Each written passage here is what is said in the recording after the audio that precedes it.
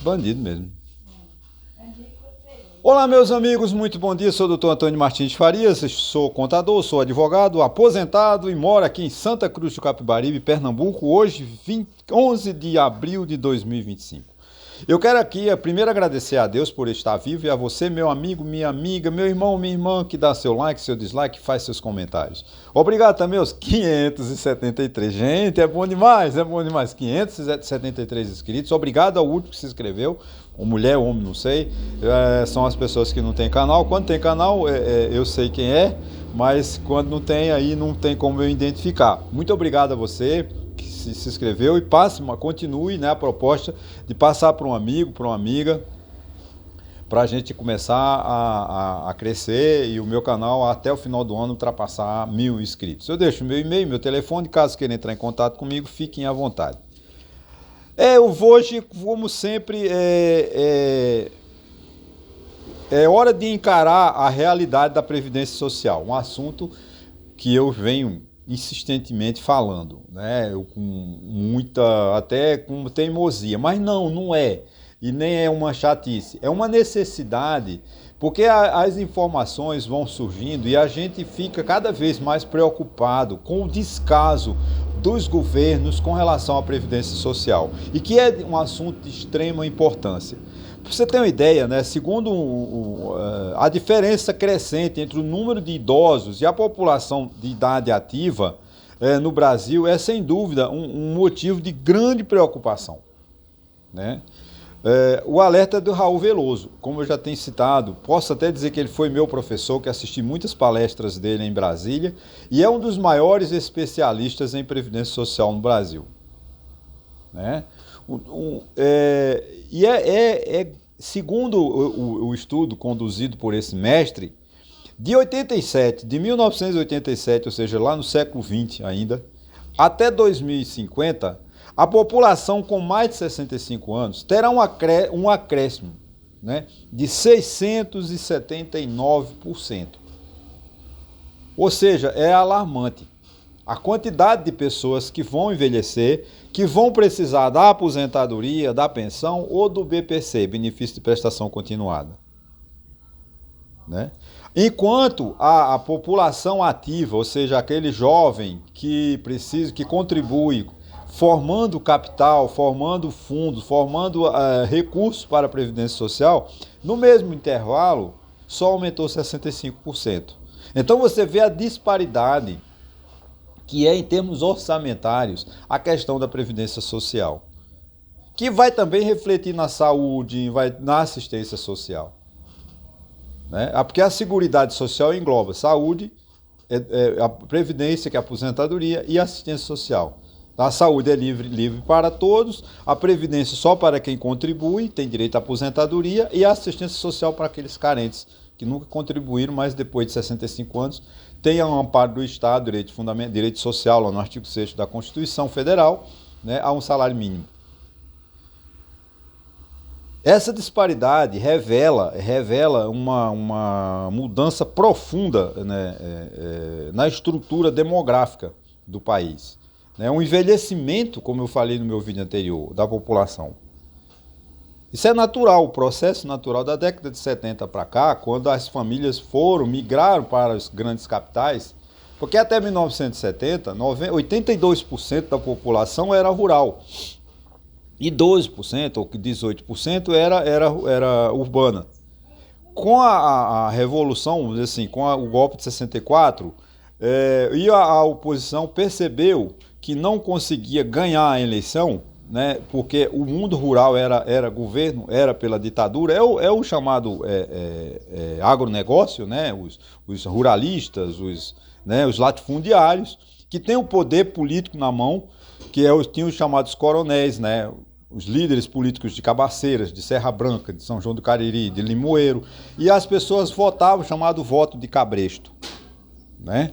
Com o advento de 1970, 74, 76, como eu, quando fui para o Rio de Janeiro, migramos para a zona urbana e a cidade cresceu e a necessidade do governo de prestar serviço ampliou-se muito, porque é diferente você morar no campo, onde você praticamente extrai da terra o alimento, né? No plano urbano você tem que adquirir e comprar, né? Comprar arroz, comprar feijão, comprar alface, comprar melancia, comprar aipim, né? O macaxeira e o batata. No campo tem o ovo, você criava galinha, as pessoas criavam ovelhas, criavam bode, né? Então tinha quase uma subsistência. Mas com essa migração das pessoas para o mundo urbano, criou no governo uma dificuldade muito grande de manter esse mesmo padrão de vida.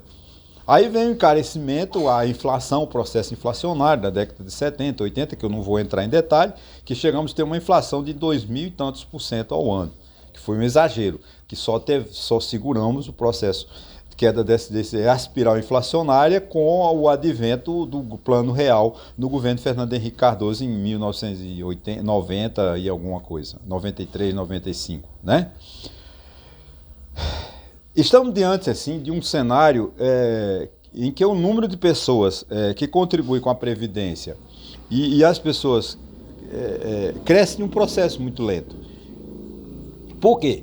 Porque as pessoas, o chamado empreendedorismo, que é um movimento moderno, né?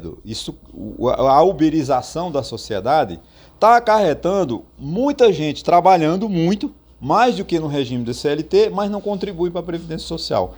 Mas aquela pessoa que tem um carro e escreve ele no Uber e fica ganhando carreira, ganhando como táxi, ele não contribui com a Previdência Social. O mototaxista de Santa Cruz de Capibaribe, que a cidade não tem uns 2 ou 3 táxis no máximo, não sei quantos táxis tem em Santa Cruz, mas tem poucos táxis. E agora, sei lá, acho que tem 1.000 motoqueiros, que serve para tudo. Transporta toda Santa Cruz, ela é transportada em moto, chamados mototaxistas, ou mototáxi, né? Mas essas pessoas, eu não tenho um número estatístico, mas é outra conversa. Ontem eu quase que me ajoelhava diante de um mototaxista, que é meu amigo, dizendo para ele, volte a contribuir para a Previdência Social. O que ele falou? Não, eu não vou mais contribuir para a Previdência Social, porque eu estou fazendo uma poupança, quando eu envelhecer eu tenho de onde tirar. Eu falei, tem não, meu caro, não tem. A poupança não é uma forma correta de você se prevenir para a aposentadoria, para uma velhice. Corre e contribua para a Previdência Social. Então, 80% dessas pessoas do freelance, do trabalho temporário, o trabalho intermitente, ele não contribui para a Previdência Social. Então, tem uma grande mão de obra, né? 65 milhões de pessoas, segundo estatística, que podem optar, que tem como contribuir para a Previdência Social, mas o governo não quer. Não faz de conta, não se interessa. Faz a reforma da Previdência só visando o caixa, mas não facilita o ingresso de novas pessoas. Por exemplo, esses autônomos, né? Tem um projeto de lei, quer que o presidente, o ministro do Trabalho, que é sindicalista, criar o sindicato dos autônomos, dos Uberes. Não, eles não querem. O trabalhador de hoje não quer mais que sindicato. O sindicato foi um processo da década de 70 e 80. O sindicalismo acabou, né? Por quê? Porque as pessoas não acreditam mais no líder sindical como um defensor dos seus direitos. Cada um está buscando o seu direito, cada um está querendo a sua luta, indo em busca do seu bem-estar, do seu ganha-pão. Essa é a grande realidade que o Brasil vive nesse momento. Então, é preciso que a sociedade ela comece a discutir esse tipo de problema para que o governo tome medidas urgentes, porque isso é um processo que exige urgência de uma grande reforma na Previdência Social para agregar valores, né, de contribuições para que a Previdência Social tenha saldo para pagar essa quantidade de pessoas que estão se aposentando. E chamar para o mercado de trabalho jovens e adultos que têm condições de competir, contribuir com a Previdência Social e não contribuem. Porque não querem ou porque o governo não faz a mínima vontade, porque é burocrático e é muito caro. Tem que encontrar o empreendedorismo, parece que você paga R$100 e poucos por mês, mas as pessoas, como elas não são compulsoriamente obrigadas a pagar, entre aspas, porque elas assumem o direito, não o direito da Previdência pagando e uma obrigação tributária, né? Eles têm a separar a obrigação tributária do direito previdenciário. Eles têm a obrigação tributária, que é o do direito tributário, e tem o direito à Previdência Social. Mas acontece que a Previdência, quando eles param de contribuir para a Previdência, eles estão em débito com a legislação tributária com a fazenda pública. Mas acontece que o governo não fiscaliza um por um. Não tem como o governo ir de porta em porta e dizer, olha, seu Antônio, venha contribuir, venha pagar a sua contribuição atrasada. Ele não vai. Então ele passa 2, 3, 4, 5 anos sem... Aí quando chega com 65 anos, não tem como completar, vamos dizer assim, o número de competências, de contribuição necessário para ter o direito a uma aposentadoria. Uma pessoa dessa sofre um acidente, ela fica impossibilitada de ter um salário, um auxílio-doença, um salário de maternidade, porque fica vulnerável, eles não têm amparo nenhum. Aí vão para a Previdência Social. Isso é muito triste. Então o governo... É obrigação do governo do presidente Lula, de quem quer que seja, que entrar em 2026, 2027, precisa de urgência fazer uma reforma tributária, uma reforma na Previdência para acabar com esse déficit monstruoso que nós estamos convivendo. Né? É muito difícil, né? O que está em jogo não é apenas o futuro dos aposentados, mas a saúde financeira do Estado.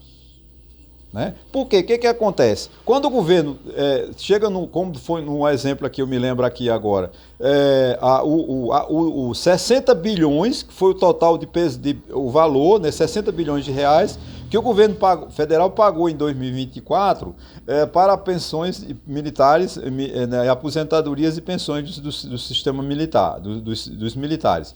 E só apurou 10, 9 bilhões. Então você vê, nós temos um déficit de 60 bilhões, de 59 bilhões de reais. Esses 59 bilhões de reais que o governo tem que pagar, porque ele precisa de colocar o dinheiro da União na Caixa da Previdência para suprir a falta de recolhimento, né, de recurso, de contribuição, para pagar pensões e aposentadoria dos militares. Esses 59 bilhões deixaram de ir para a saúde, deixaram de ir para investimento. O que vai acontecer? O país não investe, não cresce.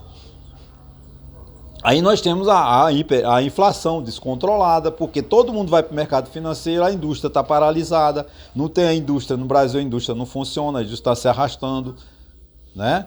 E por quê? Porque o governo não tem investimento. Pega o investimento do governo, é pífio, é o quase zero. Né? Nós saímos de 11 para em 2011, a gente estava, o investimento era quase, 11 está quase zero.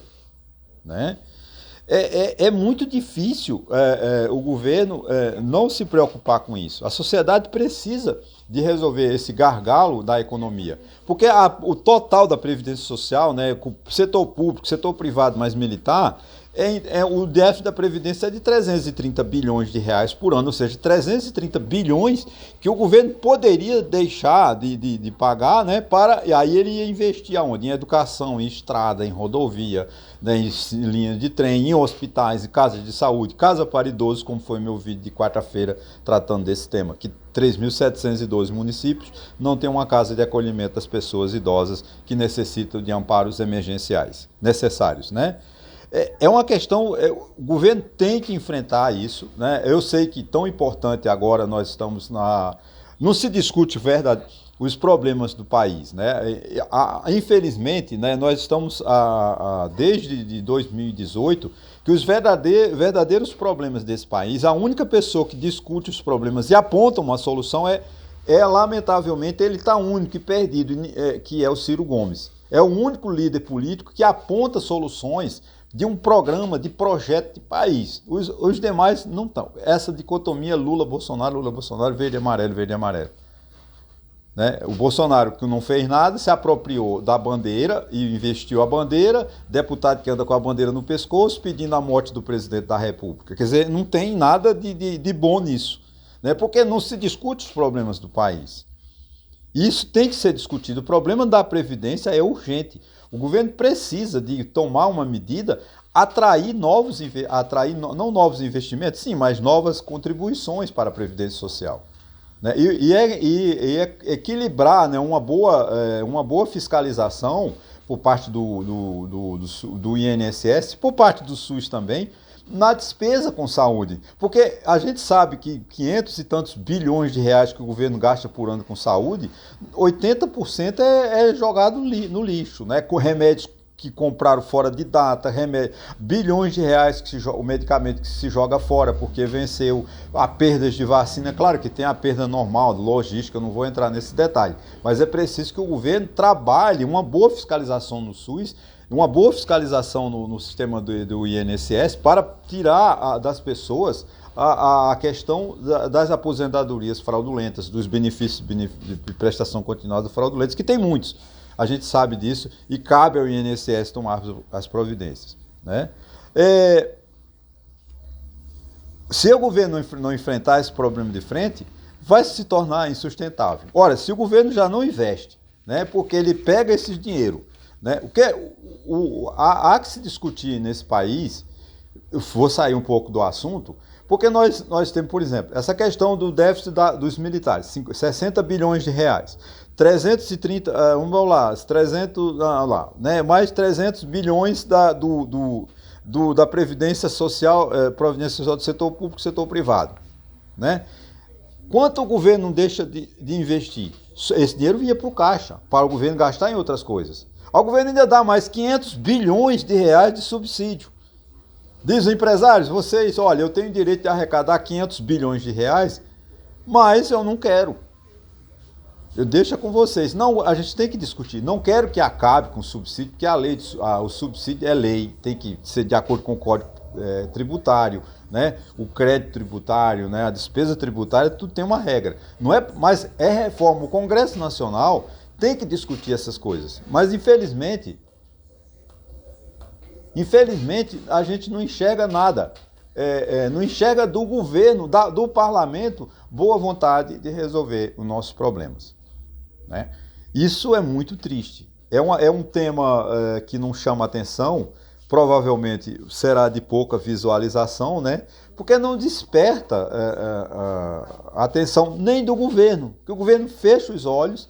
Gente, um dos absurdos da Previdência, um dos grandes causadores da Previdência Social é o débito das prefeituras. As prefeituras descontam dos empregados, dos funcionários ou dos colaboradores, como é a moderna, nova, a outra tem outro nome agora que eu esqueci, eu vou perguntar ao meu amigo sábado, né, para trabalhador, tem uma linguagem nova, mas ele não repassa para a Previdência. Então o que acontece? As prefeituras devem bilhões de reais à Previdência Social. Ele desconta dos empregados e come esse dinheiro gasta, né? E aí, quando tem problema, o Fundo de Participação no município, você está devendo muita Previdência. Não, parcela em 240 meses. Então as prefeituras hoje devem estar pagando 240 meses, prestação de 2020, 2015 ou muito mais.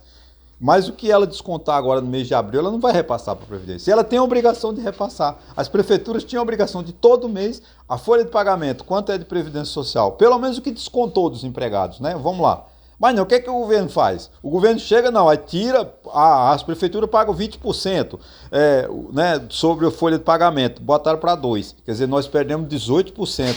Eles tiram recurso da Previdência para facilitar os prefeitos, para eles gastarem muito mais. Então não há um respeito pela administração pública, né? O gasto das prefeituras, se houvesse uma fiscalização séria por parte do Tribunal de Contas dos estados, por parte do Tribunal de Contas da União, cobrar e apertar os prefeitos. Gente, porque isso é apropriação indébita.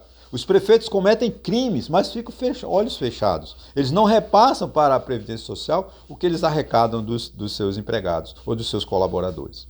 Então, há que se fazer uma política de fiscalização. A sociedade tem que cobrar isso dos prefeitos. As câmaras de vereadores que têm essa função de fiscalizar. Cabia à Câmara Municipal de Taquaritinga do Norte, Santa Cruz de Caparibe, São Domingos do Cariri, enfim, todos os 5.570 municípios, cobrar do prefeito se realmente ele empenhou e pagou a despesa de Previdência Social.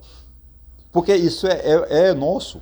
O dinheiro que a prefeitura arrecada, desconta do empregado e não repassa para a Previdência Social, vai fazer falta. É que nem você mora em um condomínio. Você mora em um condomínio de 10 apartamentos. Estabelece que vai ser R$1.000 de despesa de condomínio. Aí se 2 não pagam, você só tem 800.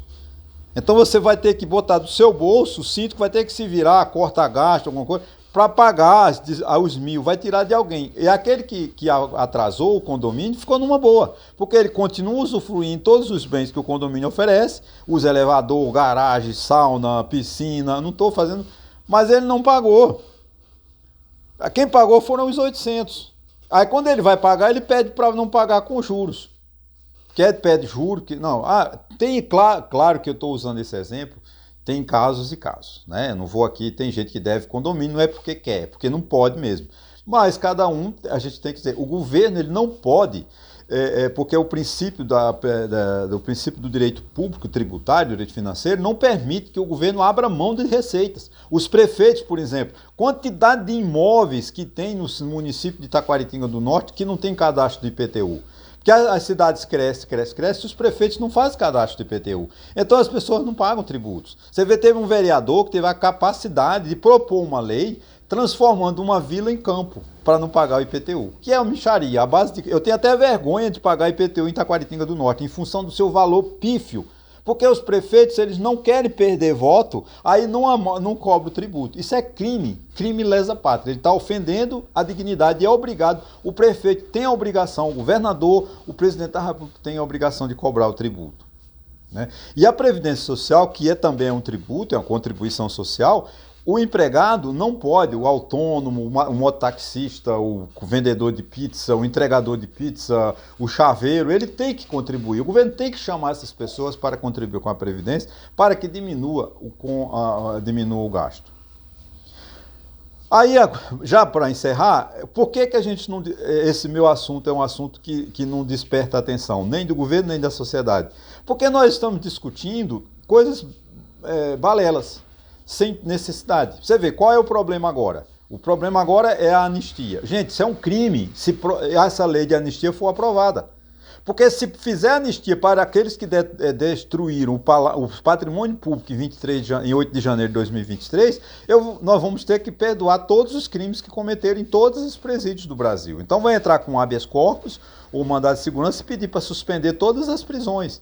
Porque se vamos para privilegiados, porque são velhinhos, são pipoqueiros, como o inglês de Bolsonaro, não importa se ele era pipoqueiro, não importa se ele era vendedor de picolé, não importa o que ele era, eles precisavam de respeitar o patrimônio público. E eles foram ali com o propósito, guiados por um mestre, por um mentor, que era, chama-se Jair Messias Bolsonaro, para destruir o patrimônio público, para forçar as Forças Armadas a dar um golpe, a oficializar o golpe de Estado. Porque eles estavam ali esperando que um general aparecesse e dissesse, agora o poder é meu. Eles estavam esperando que o Lula assinasse uma GLO, Lei de Garantia de Ordem, né? O que eles iam fazer? Eles iam assumir, as Forças Armadas assumiriam e dizer, agora não entrego mais a Lula. E nós estávamos numa ditadura, liderada por Jair Bolsonaro e seus filhos, mais a sua esposa. Que Jair Bolsonaro vai governar, se um dia Jair Bolsonaro voltar a governar esse país, vai ser, os filhos vão ser, o Jair Bolsonaro 01, 02, 03, vai ser 30 anos de ditadura militar, liderado pela família Bolsonaro. Então, o Brasil precisa de sair dessa onda, de ficar discutindo Jair Bolsonaro, lei de anistia. Não importa se Jair Bolsonaro leva 2 milhões, 3 milhões para a praça, ele hoje está no Nordeste, está envergonhando, manchando o Nordeste, né? Porque quem é golpista mancha o país de sangue. Golpe de Estado significa morte, tortura, ruptura de sistema, falta de democracia, sangue. Quem é antidemocrático, ele não pode ter o nosso respeito.